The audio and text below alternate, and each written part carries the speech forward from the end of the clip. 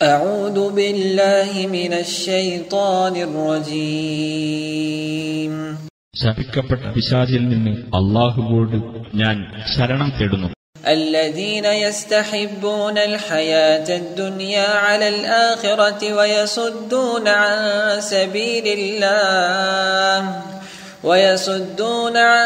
سبيل الله ويبغونها عوجا أولئك في ضلال بعيد.